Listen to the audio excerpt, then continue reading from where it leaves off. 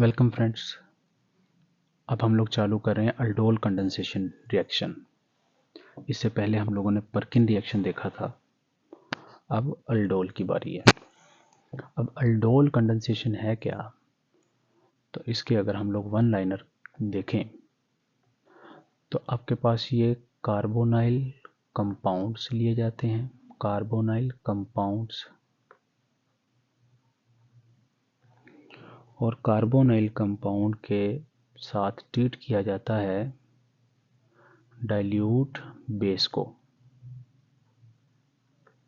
ठीक है, यानी कि डाइल्यूट बेस मिला दी जाती है तो आपके पास बन के आता है beta hydroxy carbonyl compound.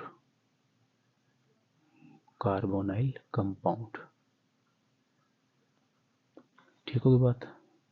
Carbonyl compounds क्या क्या हो सकते हैं आपके पास? ये कोई अल्डिहाइड्स भी हो सकते हैं और क्या कीटोन्स भी हो सकते हैं। ठीक होगी बात। और डाइल्यूट बेस से क्या मुराद है कि वाटर क्या हो, एक्सेस में होना चाहिए, काफ़ी ज़्यादा कंसंट्रेशन। और बेस क्या हो सकती है? NaOH भी ले सकते हैं आप लोग, KOH भी ले सकते हैं, बेरियम हाइड्रोक्साइड भी ले सकते हैं। ठीक है ना। उसके अलावा कैल्शियम हाइड्रोक्साइड भी ले सकते हैं। उसके साथ साथ आप लोग कोई और बेस भी ले सकते हैं जो वीक बेस हो, डाइल्यूट करने पे वो काम कर देती हो। हाँ, स्ट्रॉन्ग नहीं लेंगे आप, डाइल्यूट बेस लेना इसमें लाजमी है, ये इसकी एक ख़ास मतलब करेक्टरिस्टिक है, वरना वो फिर कैनिज़ारो रिएक्शन करना चालू कर देगी। और आपके पास कुछ ऐसे कार्बोनाइल बन के आएंगे, कार्बोनाइल ऐसे लिख लिया हमने, ये ऐसे इधर छोड़ दिया, और यहाँ पे हमारे पास पोजीशन होती है अल्फ़ा और यहाँ पे होती है बीटा। ये अल्फ़ा पोजीशन, ये बीटा, बीटा के ऊपर OH लग के आएगा ये। तो इस तरह के स्ट्रक्चर वाले हमारे पास कार्बोनाइल कंपाउंड आएंगे। ठीक होगी बात। और एक इम्पॉर्टेंट बात, सबसे ज़्यादा इम्पॉर्टेंट इस रिएक्शन की ये है कि जो आपके पास अल्डिहाइड्स या कीटोन्स लेने आपने, वो होने चाहिए अल्फ़ा हाइड्रोजन कंटेनिंग। ये इम्पॉर्टेंट चीज़ है। अल्फ़ा हाइड्रोजन कंटेनिंग अल्डिहाइड और कीटोन्स गिव अल्डोल कंडेंसेशन। ये इम्पॉर्टेंट लाइन आपको याद रखनी है, टू मच इम्पॉर्टेंट लाइन। ऐसे अल्डिहाइड या कीटोन जिनके पास अल्फ़ा हाइड्रोजन हो वो अल्डोल कंडेंसेशन देते हैं, और जिनके पास ना हो वो कैनिज़ारो रिएक्शन देते हैं। अब हम लोग देखते हैं हाउ टू रिकॉग्नाइज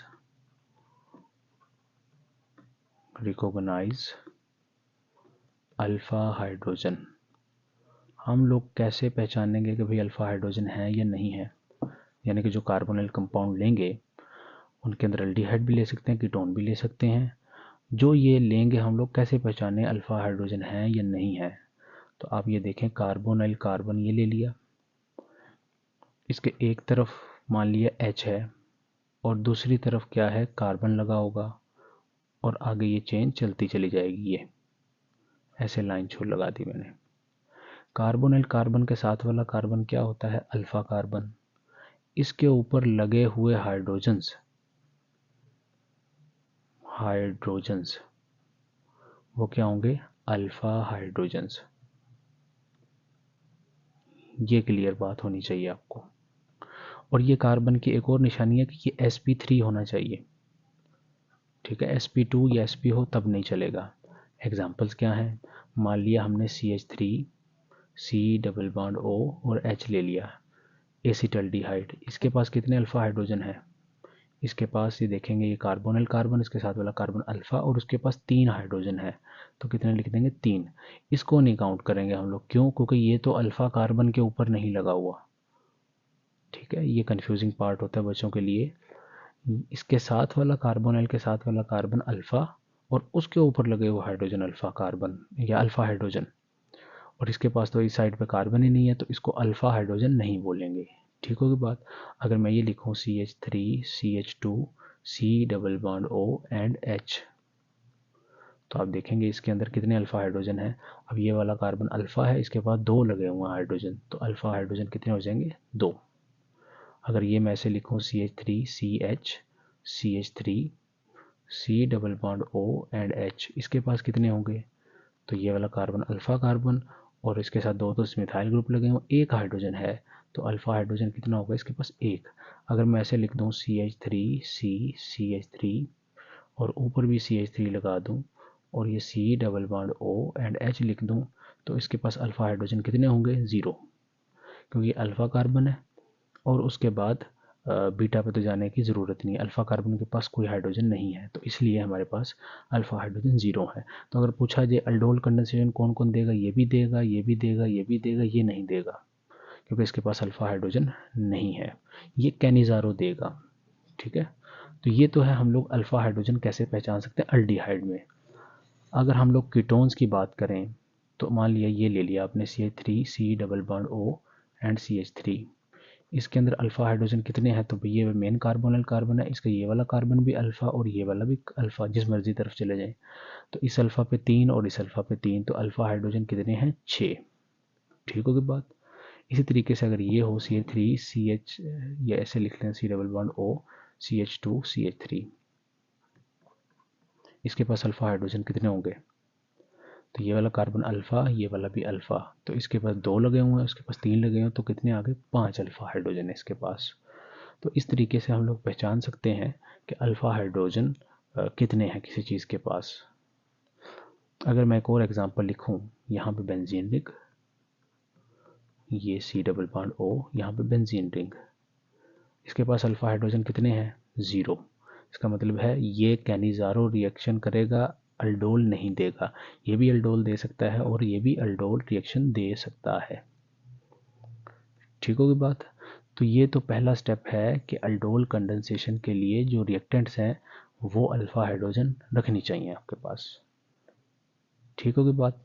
अब रिएक्शन को देखते हैं हम लोग। मान लिया आपने कुछ इस तरीके का एक अल्डिहाइड ले लिया, CH3 C double bond O और H ले लिया और उसका रिएक्शन करवा दिया आपने बेस के साथ, डाइल्यूट बेस, तो आपके पास प्रोडक्ट क्या होगी, ये ऐसे लिख दिया जाए और साथ में 2 लगा दें। ठीक है, ये 2 क्यों लगाया है ये आपको समझ आएगा, 2 मल्टीप्लाइड। तो इसका मैकेनिज्म देखते हैं कैसे हम लोग मैकेनिज्म लिखेंगे। सबसे पहला स्टेप होता है आप कोई एक मॉलिक्यूल उठाएं इसका और उसका एक हाइड्रोजन जो कि एक्टिव मिथाइलिन जैसा हो वो आप इस तरह लिख लेंगे। बेस जब उसके अंदर ऐड की जाएगी तो बेस ने क्या करना है, इस हाइड्रोजन को ले जाना है, तो क्या बनेगा CH2 नेगेटिव और इसके बाद C double bond O and H, ये क्या बन गया आपके पास न्यूक्लियोफाइल बन चुका है। ठीक होगी बात। पहला स्टेप क्या है, न्यूक्लियोफाइल बनवा लें।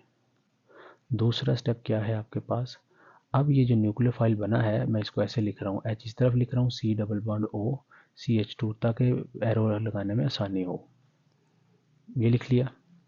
प्लस अब इसका रिएक्शन करवा देना है, एक नया मॉलिक्यूल इसका उठाएंगे और सामने रख देंगे इसके CH3 C double bond O and H। ठीक होगी बात। अब समझ आ रही होगी 2 क्यों लिखा है, एक का न्यूक्लियोफाइल बनवाना है और जो न्यूक्लियोफाइल बना है वो दूसरे मॉलिक्यूल के ऊपर आपके पास अटैक कर देगा, यानी कि न्यूक्लियोफाइल बनवाओ और अटैक करवाओ। तो अब ये अटैक कहाँ पे हो जाएगा, इस कार्बोनल कार्बन पे न्यूक्लियोफिलिक अटैक होगा और ये इलेक्ट्रॉन डेंसिटी यहाँ पे शिफ्ट हो जाएगी। नेक्स्ट क्या बनेगा आपके पास, ऐसे लिख रहा हूँ HC double bond O and CH2 था, ये बॉन्ड किससे बना चुका है, इस कार्बन के साथ, ये कार्बन ऐसे लिख लिया, ऊपर क्या है CH3 और ये क्या बन चुका है O नेगेटिव और ये क्या बन चुका है यहाँ पे हाइड्रोजन। ठीक होगी बात। अब आपने क्या कर देना है, इसको जस्ट हाइड्रोलाइज कर देना है, तो क्योंकि डाइल्यूट बेस लिया ना तो पानी तो होगा ही होगा HOH, तो अल्टीमेटली ये वाला ऑक्सीजन क्या करेगा, इस हाइड्रोजन को ले लेगा और OH को बाहर निकाल देगा। तो क्या बना HC डबल बॉन्ड O फिर CH2 फिर C, फिर यहाँ पे हाइड्रोजन लगा हुआ है और यहाँ पे CH3 लगा हुआ है और यहाँ पे OH लग गया। तो ये आपके पास प्रोडक्ट आ गई किसकी, एल्डोल कंडेंसेशन की। अब आप देखें ये कार्बोनिल कार्बन है, इसके साथ वाला कार्बन अल्फा कार्बन और ये वाला क्या है, बीटा कार्बन, और बीटा के ऊपर क्या लगा होगा, OH। तो इसको हम लोग क्या लिखेंगे, बीटा हाइड्रोक्सी और पूरा का पूरा ये क्या है, कार्बोनाइल कंपाउंड इसको बोल सकते हैं, क्योंकि इसमें फंक्शनल ग्रुप क्या है, carbonyl, beta hydroxy carbonyl compound. ठीक होगी बात, समझ पा रहे होंगे इसको। चलो ये तो है इसका मैकेनिज्म। अगेन अगर रिपीट करें हम लोग इस मैकेनिज्म को सम अप करने के लिए, तो हम लोग एक नया कलर का मार्कर यूज़ करेंगे, ये रेड वाला। पहले स्टेप में क्या किया आपने, एक ऐसा कंपाउंड लिया है जिसके पास अल्फा हाइड्रोजन है, तो इसके पास कितने हैं, 3 है, तो रिएक्शन करवाया जा सकता है। तो हम लोग क्या करेंगे, एक मॉलिक्यूल लिया जिसका एक हाइड्रोजन अलग से शो कर लिया जो निकल सकता है। नेगेटिव चार्ज यहाँ पे बनेगा जो क्या है, रेजोनेंस स्टेबलाइज्ड है, -M ग्रुप से। न्यूक्लियोफाइल बनवा लिया है हम लोगों ने। इसको कार्बोएनाइन भी बोल सकते हैं, इसको कई बुक्स के अंदर इनोलेट भी बोला जाता है, इनोलेट आयन। ठीक है ना, इन ओल जैसा है, ये डबल बॉन्ड हो और ये H यहाँ पे लग जाए तो इनोलेट आयन इसको बोल सकते हैं। अब ये जो न्यूक्लियोफाइल बना है इसके सामने एक इसी का ही दूसरा भाई मॉलिक्यूल ला के यहाँ पे लगा दिया, हम लोगों ने सामने रख दिया। अब इसने क्या करना है, इसके ऊपर अटैक कर लेना है। कौन सा अटैक होगा, न्यूक्लियोफिलिक एडिशन रिएक्शन होगा ये। ठीक है, न्यूक्लियोफाइल ऐड हुआ है, जब ऐड हुआ है तो बॉन्ड बन जाएगा, ये वाला बॉन्ड नया बना है और O नेगेटिव हो गया। अब इसने क्या कर लेना है, वाटर से H ले लेना है, -OH नेगेटिव निकल जाएगा बाहर और आपके पास बीटा हाइड्रोक्सी ये वाला कंपाउंड बन चुका है। तो यही हमारा प्रोडक्ट होता है। ठीक होगी बात। एक इसमें चीज़ इंपॉर्टेंट और याद रखनी है कि हम लोगों ने क्या लिया, reactants are of same kind. Reactants are of same kind से क्या मुराद है कि आपने दोनों molecule, both molecules are of same kind, ऐसे भी लिख सकते हैं। मतलब एक एसिटल्डिहाइड ही लिया आपने, उसका सोल्यूशन ले लिया एसिटल्डिहाइड का और उसके अंदर बेस ऐड कर दी। अब ए बेस ने क्या करना, किसी से न्यूक्लियोफाइल बनवा लेना है और दूसरे के ऊपर ही अटैक करवा लेना है। तो इस केस के अंदर प्रोडक्ट क्या आएगी, एक ही तरह की आएगी, ओनली वन पॉसिबल प्रोडक्ट। ठीक है, क्योंकि भाई न्यूक्लियोफाइल इससे बनवा लेते तब भी यही बनता, ये बन गया तो तब भी इसने रिएक्ट करके यही चीज़ बनानी थी। मसला कब आएगा, जब हम लोग 2 टाइप्स ऑफ या various types of carbonyl compounds लेके करते हैं, तो फिर तब वहाँ पे आता है किसी से न्यूक्लियोफाइल बन गया, किसी के ऊपर अटैक हो गया, किसी दूसरे से न्यूक्लियोफाइल बन गया, पहले के ऊपर अटैक हो गया। तो उस केस के अंदर हम लोग उनको बोलते हैं क्रॉस प्रोडक्ट्स या क्रॉस अल्डोल रिएक्शंस। ठीक होगी बात। तो वो हम लोग नेक्स्ट लेक्चर में देखेंगे इसके बाद। तो एक और एग्जांपल मैं आपको करवा देता हूँ इसी की। तो हम लोग यहाँ पे लिखते हैं, मार्कर का रंग चेंज कर लें अगर हम लोग,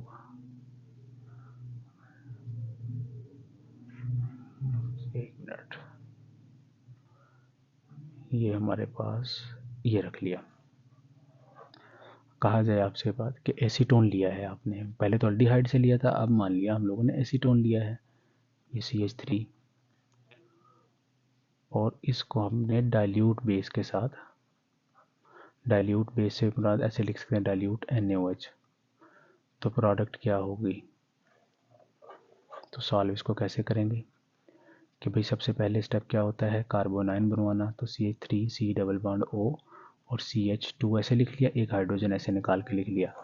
और इस स्टेप से भी पहले आप क्या करेंगे, केयरफुली चेक कर लेंगे कि अल्फा हाइड्रोजन कितने हैं इसके पास, तो 6 हैं, 3 ये और 3 ये, किसी एक तरफ से आप बनवा लेंगे। तो OH ऐड किया तो इस OH ने क्या करना है, इस हाइड्रोजन को ले जाना है, वाटर बाहर निकल जाएगा और एक कार्बोनाइन आपके पास बन जाएगा ये। ठीक होगी बात। अब इस कार्बोनाइन जो बना है इसका क्या करवा देंगे, रिएक्शन करवा देंगे इसका, इसी के ही दूसरे भाई के ऊपर अटैक करवा देंगे। तो उसको ऐसे लिख लेंगे C3 डबल बॉन्ड O और CH3, तो ये O नेगेटिव हो जाएगा। नेक्स्ट क्या होगा, CH3 C double bond O CH2 C CH3 और O नेगेटिव और यहाँ पे CH3 लगा रहेगा और यहाँ पे इसका हाइड्रोलिसिस कर देंगे, HOH से ये खुद ही ले लेगा तो ये माइनस OH निकल जाएगा बाहर और क्या बन जाएगा CH3 C double bond O CH2 C CH3 और CH3 और ये OH बन गया। ठीक होगी बात। तो ये हमारे पास क्या हो जाएगी, प्रोडक्ट हो जाएगी। तो वो यहाँ पे लिख देंगे। और एक और छोटी सी टिप है आपके लिए, इस प्रोडक्ट को अगर आप गौर से देखें और इनसे आप अंदाज़ा लगाने की कोशिश करें, 2 क्रॉस लिख देंगे यहाँ पे। तो हम ऐसे लिखते हैं इसको, देखें CH3 C double bond O and यहाँ पे क्या लिख देंगे CH3 प्लस दूसरा हमने ऐसे लिखा है मॉलिक्यूल, ये देखें C डबल बॉन्ड O और CH3। आप ये देखें एक हाइड्रोजन यहाँ से निकला है, मैं अलग मार्कर से अगर शो करूँ आपके सामने, pointer option and here is in colour red से, तो एक हाइड्रोजन यहाँ से निकला है, ये 2 हो गया और ये बॉन्ड किससे बन चुका है, इसके साथ ऐसे ही बना है और ये सिंगल बॉन्ड हो चुका है और यहाँ पे H आके जुड़ चुका है। तो यही प्रोडक्ट बन गया आपके पास। तो अब देखें एक पार्ट एक मॉलिक्यूल से आ रहा है और दूसरा पार्ट दूसरे मॉलिक्यूल से आ रहा है।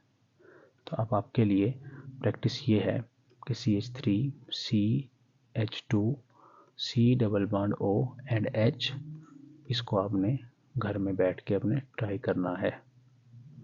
तो प्रोडक्ट इसकी क्या होगी,